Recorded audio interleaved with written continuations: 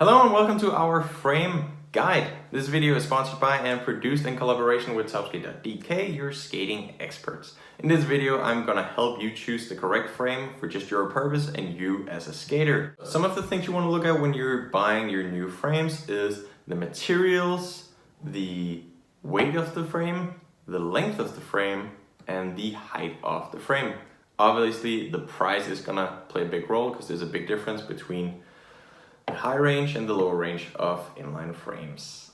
So first off, the materials. Most modern inline skating frames are either made of carbon fiber or aluminum metal.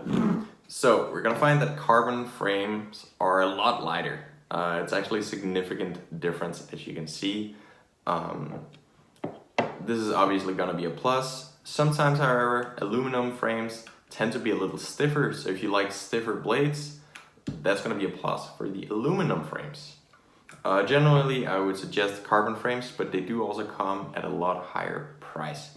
Compare these two, these ones are going to be about $350, whereas an aluminum frame of good quality can be found for half the price. So this is lighter, but besides that, there's not that big a difference. So next thing we're going to look at is obviously the amount of wheels you want to have on your frames. So you can see here we got two carbon frames, whereas one is made for 4 wheels and the other is made for 3 wheels. Obviously you can find the same for aluminum frames, where some are made for 3 wheels and some are made for 4. Good thing about 3 wheels is that you can have bigger wheels, which means that in most cases you can also go a little faster. They're also going to be lighter in that way because you have fewer wheels on your skates.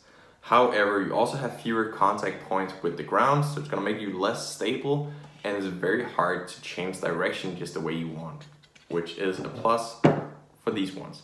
Another thing you will notice is that in general, frames that have 3 wheels are just going to be a little higher off the ground, which is going to put a little more pressure on your angle stability and some of those minor muscle groups that we can actually get pretty tired in when skating. So keep that in mind when you're choosing whether you're going for 3 or 4 wheels.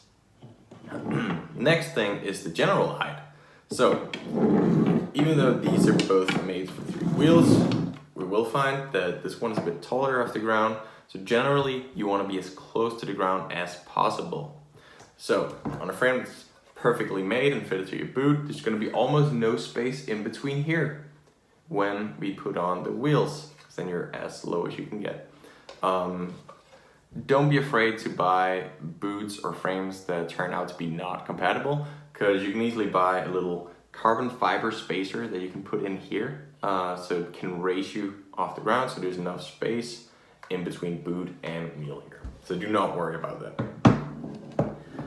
What you do want to worry about, on the other hand, is the length of your skating frames. They go from just about everything all the way down to 12.6 inches and then up to 13.8 if you get some really long ones. This is a very personal question because some people do like longer frames because there's not as much rotation and they kind of steer a little for you. However, I find it, and most people do, nicer to have shorter frames so you get the wheels closer to each other. It's easier to change direction, it's easier to do a double push, and it's easier to turn around in a tight bended curve.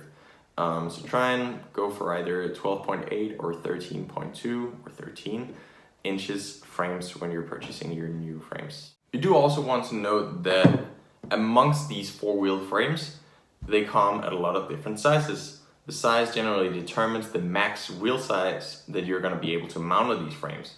The two I got here in this video are both made for 110 millimeters as the maximum wheel size. This doesn't mean that you can't put on 100 millimeters, 90 millimeters, 84, and so on.